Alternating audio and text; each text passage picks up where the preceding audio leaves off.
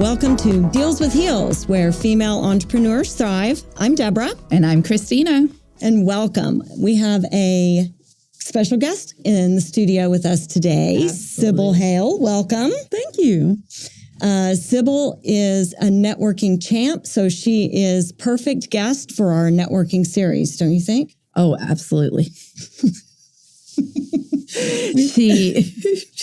Sorry, we say absolutely is one of our words that we're struggling. So she really is. I mean, from the day we were starting to put this all together, we knew we wanted you a part of this. Like, just the knowledge you have and you're always giving back as well. And it just goes part of our mission of what we want.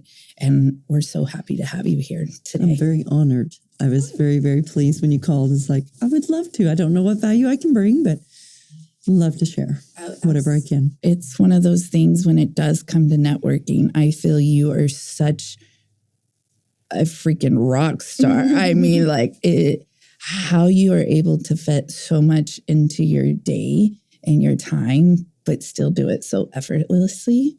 I love how when you have a one-to-one with Sybil and her alarm goes off just like mine does and yours does, except for she doesn't ignore it. If I remember to set the alarm.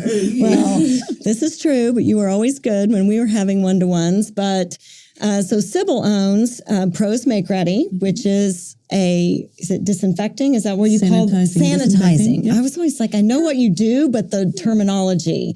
So the foggers that she brings them in and disinfects your whole place of business or your house.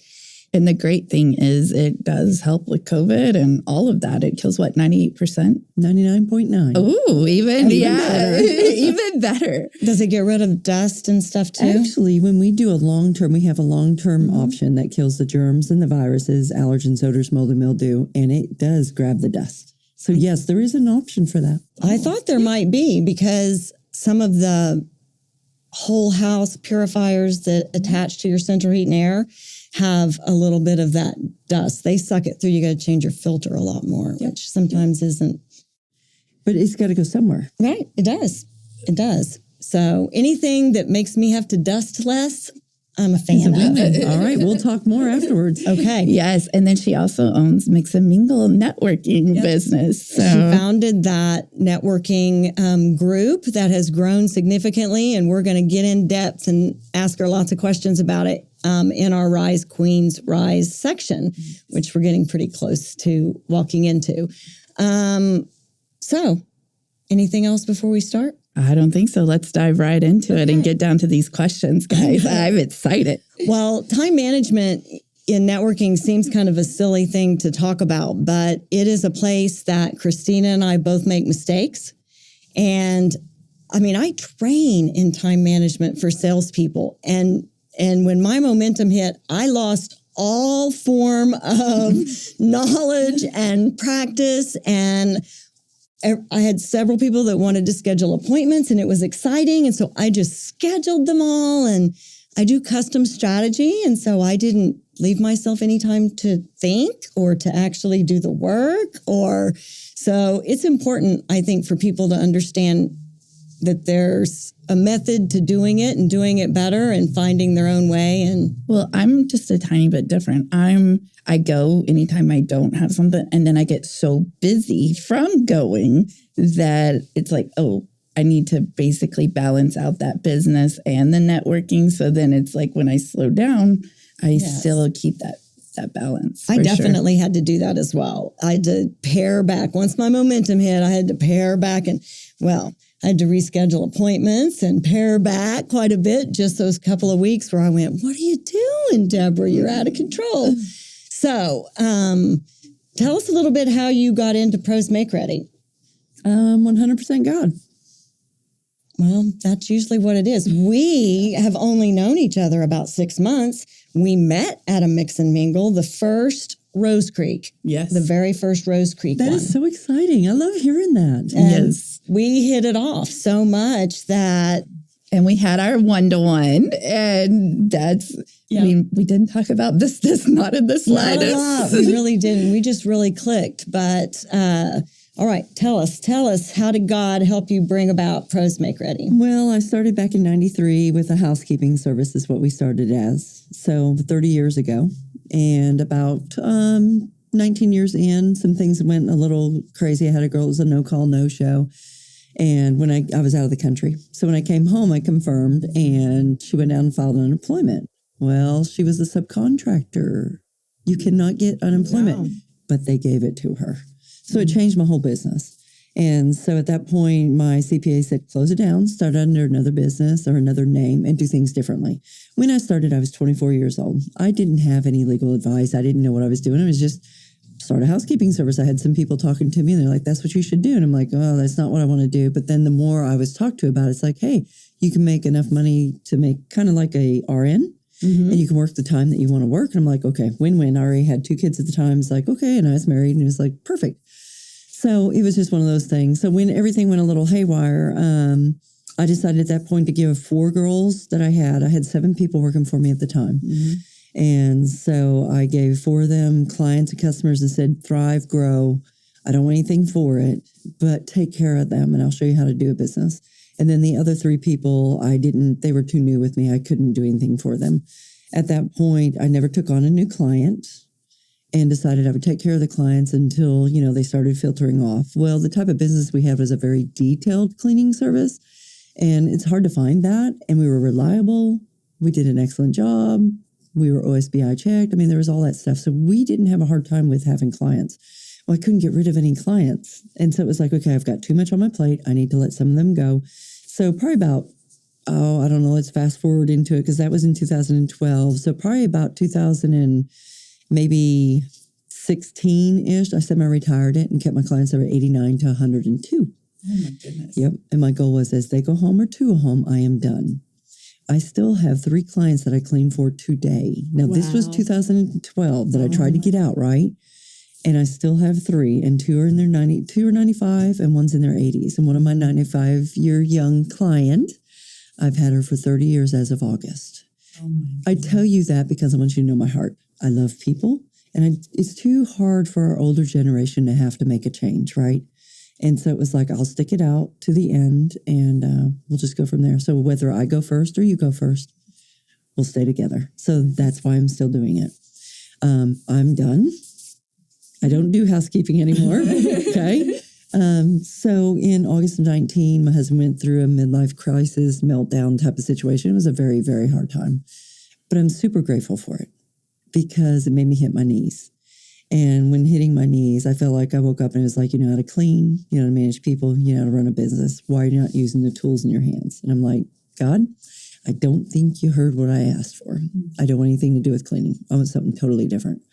Well, after lots of arguing and crying and throwing a fit, it was like, okay, I asked. Now I have to either obey or not.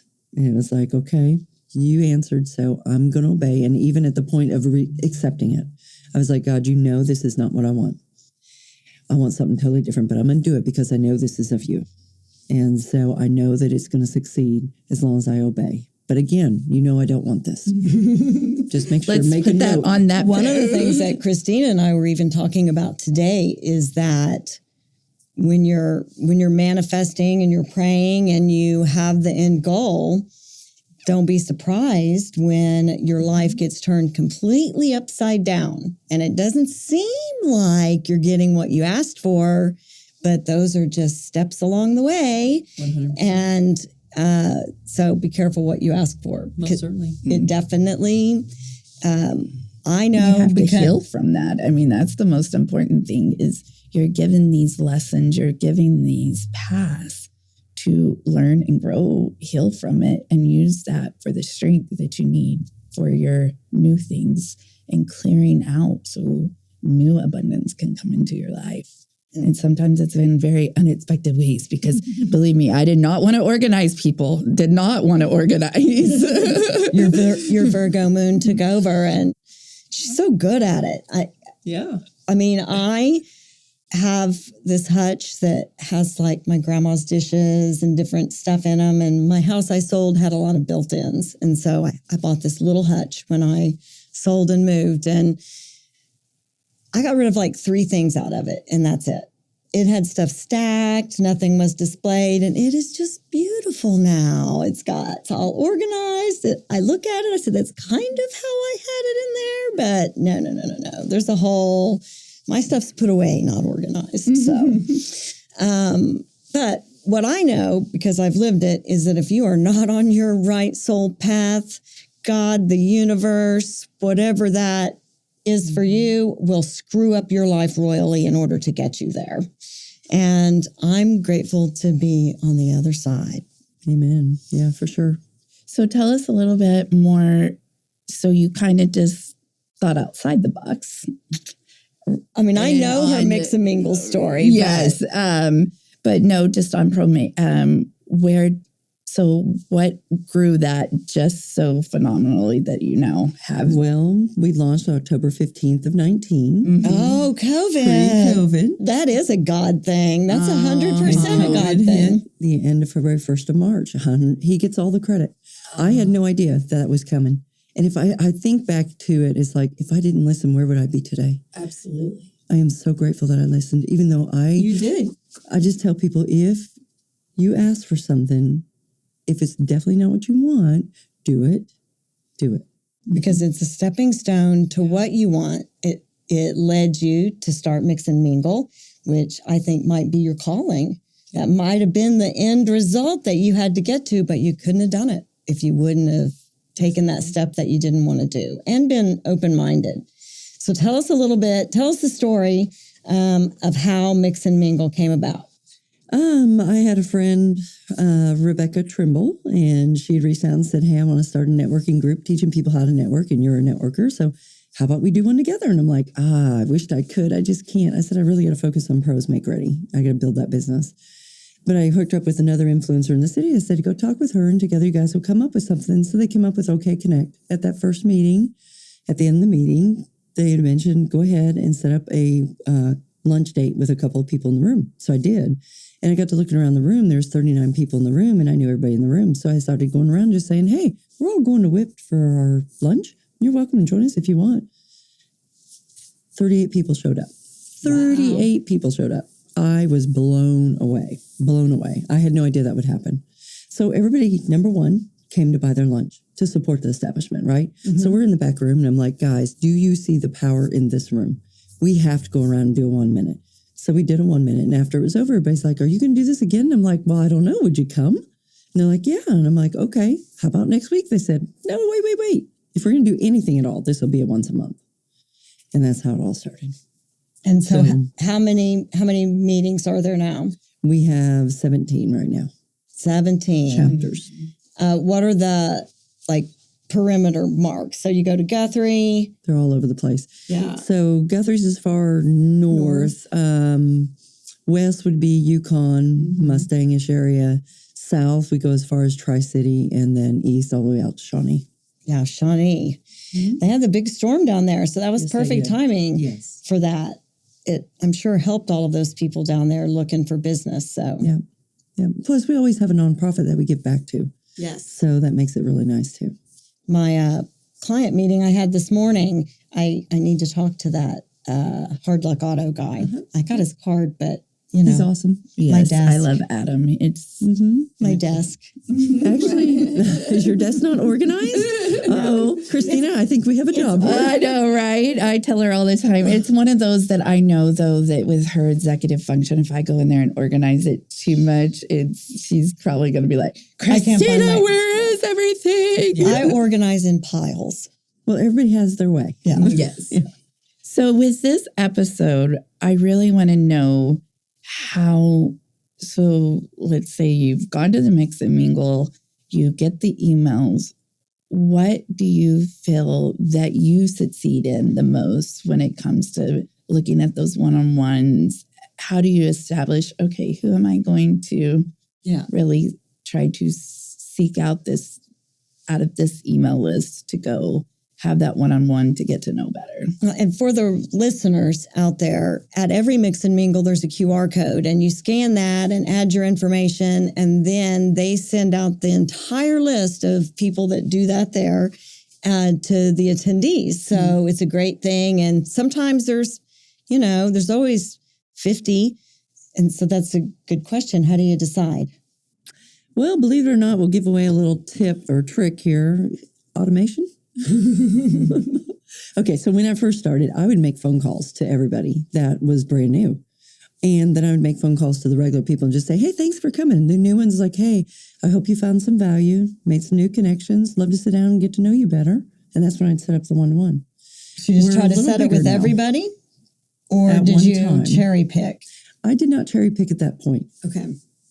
But as you get further in your business, you really, really do need to. And I think it's a good idea, even period from the get-go. Oh, yeah. At the first, I did not, because I was just meeting everybody, and I just wanted them to see the value in what Mix and Mingle had for them. And I think that's a great strategy with Mix and Mingle, because it's not like you are only going to sell to one group of people. Right. But when I'm deciding who I'm going to do one-to-ones, I definitely want to have it to my peers. Any marketing people that are in there, they are not my competitors. They're collaborators. And so I always try to set something up with someone that's in my sphere. And for me, though, a lot of people are potential clients for me. There's definitely a group of them that aren't. All of the multi-level marketing people aren't great for me. For advertising clients or marketing clients, they kind of have their own thing that they do. But everyone else is kind of someone that I could sit with and talk to. But I think targeting that way is really important for your marketing. And to me, my mission is just to be the biggest community builder. So I try just to be who have I not got to know better, and to really get to know them so much, just to see what we could have in common, just because I really want to know people now more than ever, and building. And like we talked about in other episodes, you're not there to get customers. Mm-mm. I'm not there to get business from you. I mean, it's cherry if I get business from you, Don't get me wrong, but I want business from everyone you know. And I want to be able to give you business for everyone that I know. And that's the real purpose of networking. So finding people, and you don't know who they know unless you have the conversation. Yes. So it's just like I said, the girl that picked out the bald-headed guy and said, I don't need to talk to him, sold shampoo. His wife owned 3 salons. You never know who somebody knows. Mm-hmm. Yep. So let's move on to our segment we have in every episode, Sybil, and it really comes back to Christina and I. When we really clicked and hit it off, one of the things that we bonded over is high heels. We both wear heels almost every day because Christina has a foot injury. And so one of the things that we would do when something good happened to us, whether we closed a deal or overcame a challenge that we were working with, we would send each other a photograph of our foot in our heel. And mine was mostly in the car. I don't know why, or sometimes on the sidewalk. And it was just a sign that something happened for Christina. And it just lifted us both up when something happened for one or the other. It was just a great uplifting thing. So we have a segment every episode where we talk about a Queen of the Week. And that is somebody that has had something great happen to them that they're proud of. And we highlight them and their business. And so they send us a picture of their foot. Oh. And you can tag us on social media, or you can use the hashtag #DealsWithHeels, or you can email us at dealswithheels.com. And we go through those, and we have picked someone to highlight every week, and we put their information in our show notes and on the website so people can find them. And today, actually, we, on this episode, are highlighting a nonprofit, which isn't really an entrepreneur, but it is in the sense that they have to really think outside the box. Oh, yeah. And it takes a lot of time and effort to run a nonprofit, for sure. It does. And so always nonprofits that are founded by women or run by women. And so our queens of the week today are from Pepper's Ranch. And it is Amber Simmons. She's the equestrian director, and Ashley Hahn is their executive director. And Pepper's Ranch is a foster home community. It was started back in the 90s when they had the Boys Ranch, and they've expanded. And I've been there. It's just a huge neighborhood. And they have really large 3,000 square foot houses, and foster families can move into those houses and live there rent free. They have to have at least 4 foster children. Most of them have many more than that. I think they have 8 or 9, some of them, but they are really focused on keeping families together. So instead of separating a family with 4 kids, they find a place for them in there. And they really set a good example. They require one of the parents work, but they will also help them get a vehicle if they need to carry 6 kids in a vehicle. So it is a nice place with ponds and fishing ponds, and Amber runs the equestrians. They have horses there at the ranch. It's a really cool place, and I love that mission of keeping foster kids together. It's a good place. Yeah, because so many times, in that time, it's hard to keep a lot of the kids together, and they get separated. My daughter worked at some youth shelters, and a lot of times they were kids that had problems, and they got separated from their siblings, and it's so lonely. Mm-hmm. So it sucks bad enough to have to be in foster care and to have experienced whatever it was that put them there. This is just really an impressive place. Really, she's actually come and spoke a couple times at a couple Mix and Mingle. I think maybe I met her at a Mix and Mingle where she spoke. Of course you did. I mean, we do everything at a Mix and Mingle. So this week, Pepper's Ranch ladies, you are our Queens of the Week. You can find a link to their website where you can find out about them and make a donation in our show notes. Yes. And our other queen is Miss Sybil. Sybil, you're Queen of the Week, too. Yes. So Tell us something good that's happened to you this year. This year, I would say the growth of Mix and Mingle, honestly. It has grown. It has grown like crazy this year. We actually, October of last year, we had 13. And then we've gone as many as 18, and we cut it back to 17 right now. It was just better to do that. We were at a location that we never planned on being at on a long term. Mm-hmm. And it just ended up being best to combine. So, yeah, that has been really, really good. I think one of the biggest things that makes me so excited is to see the self-growth of business owners. Because we have people that are multi-million-dollar earners, and we have brand spanking new businesses that come to Mix and Mingle.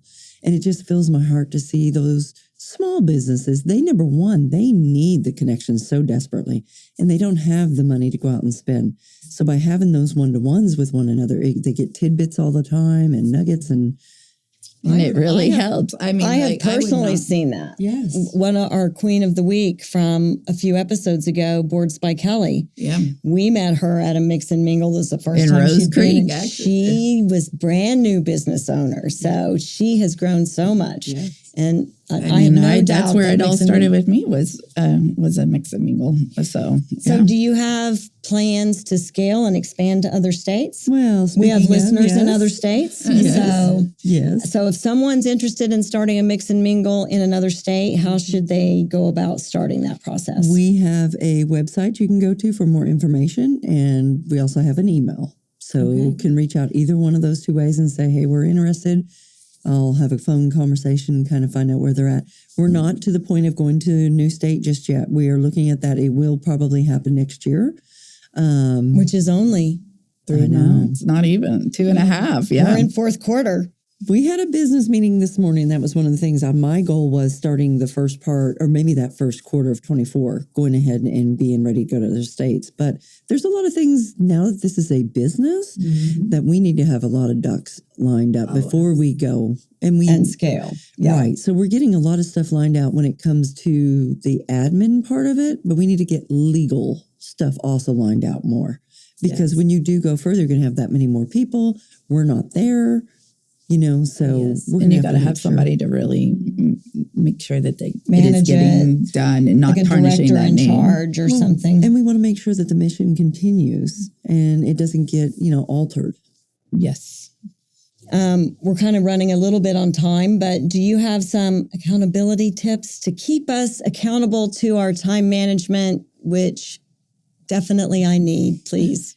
So this series or this segment is called The Key to Accountability, and it's all about being accountable within whatever we're talking about. So with it being time management, it is so important to put those things in your calendars and make sure that you are doubling back and checking those appointments, because that is going to tell that other person how to treat you as well. You are Good point. You're telling people how to treat you. If you can't show up for yourself and be on time and do that, you're telling everybody else that it's okay for them not to show up and do what they're supposed to do as well. So it just goes back to all self and making sure that you are managing that time appropriately.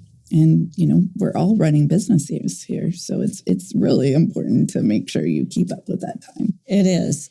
And I think because we usually record every 2 weeks, and we recorded last week. So this week I scheduled an appointment because in my mind, I got 2 weeks, but our producer was sick. And so we weren't able to record on our normal day, but it messed me up in my mind, it's in my planner when I'm supposed to be recording, but right. I had to reschedule my appointment because of that, because I didn't pay enough attention. And that's one of the biggest things that I have learned in our business. And I think that this is why Sybil is so good at this, is that time management aspect. Yeah, how can you go to so many of them and still have time to do all of your promoting your own? I mean, you're promoting your business when you're there, but you don't really promote it that much. Mm-hmm. I mean, you talk at the end, but usually about mix and mingle. So how are you able to find time to attend so many? How many do you attend? All of them? I try to go to all of them, and it's not because they can't handle it. I've got amazing leaders that all run them. I just go to support, and I just enjoy going. But it's my calendar. I live by my calendar. People ask me, what do you got going tomorrow at 2? Let me look at my calendar.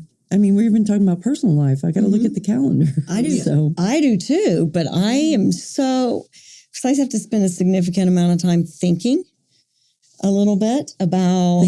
Thinking about... What's thinking? Yeah, right. I know. It's just awful to have to do it. Uh-huh. I just don't have, because of the way my business is and the strategy, I like to really put some thought into it on mine. That's what makes you so good. Yes. Well, thank you. Yes.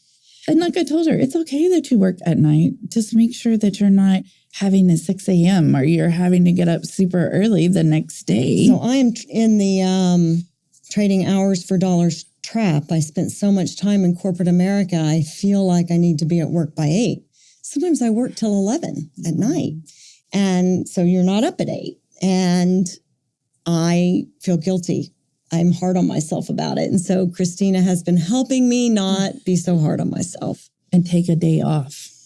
Well, yeah, I don't do that very often either. Well, I think one of the biggest things is, God told us about, make sure to have a day that's a Sabbath day. And I never was really good about doing that. But I have found after I started trying that, it's like, oh my gosh, he knows what he's talking about.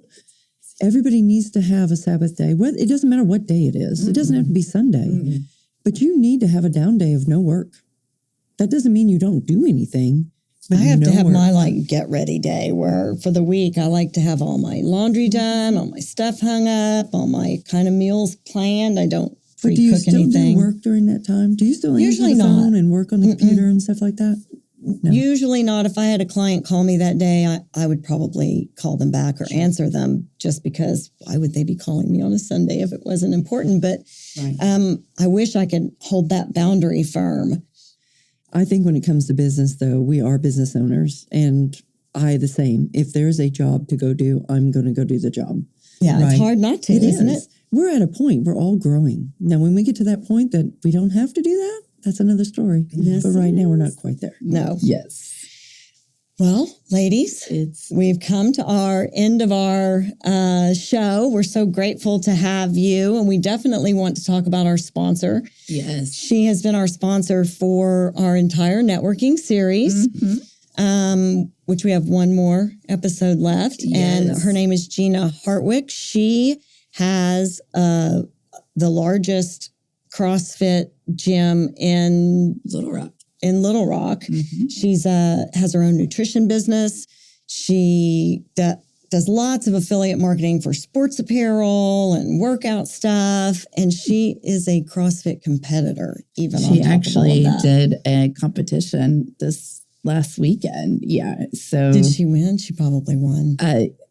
She's into Halloween. So she, she just does that. So I don't even know if she won because she was so busy showing off all the masks that she's. So she didn't even want to talk about her winnings. Yeah. It's just, she loves discipline involved in that kind of competition, that if you as a business owner can have that kind of discipline in your life, because it's great to be motivated. Discipline beats motivation every day. Yes. Every day.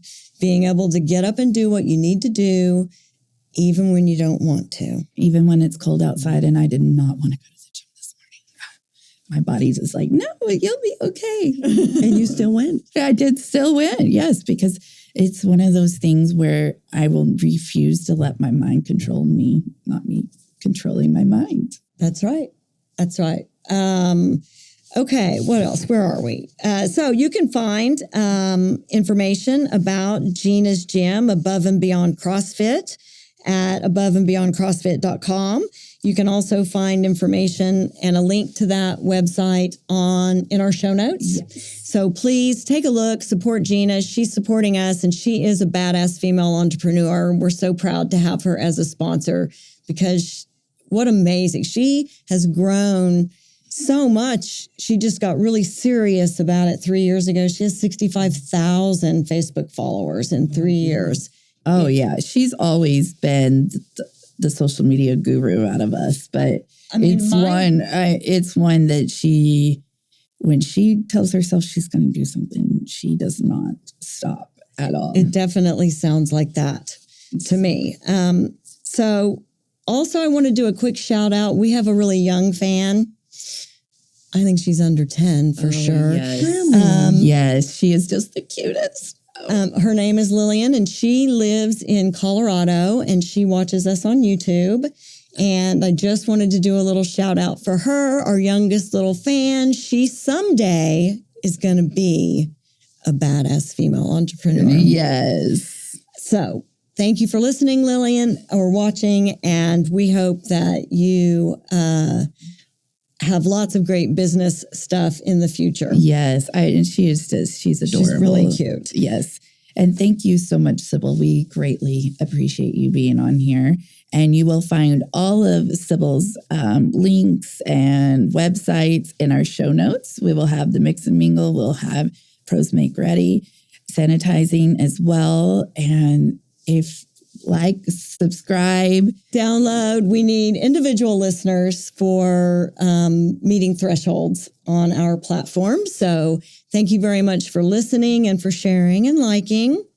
And ladies, don't forget to show us your deals and send us pictures of your heels, whether they're tennis shoes, regular heels, kitten heels, combat boots. We don't discriminate, but send it and tell us all the good stuff that you have going on. And please tune in for our next episode, which is episode 10, the last episode in our networking series, which covers referring business. Yes. Something people forget is that you have to refer business too. They go there to get business, but they don't understand that. So we will give some tips on recognizing a referral opportunity in front of you and how to scoop that up. And so we're excited about that. I think that's a great final in. It's one of those, the most is adding value when you're able to refer. There's nothing more exciting about that for sure. Well, that's you fulfilling your end of the referral partnership. You have to have your end of it. there has to be reciprocity. So that's going to be a great episode. And so please tune in for that. Until next time, we did it. We did One it. more under.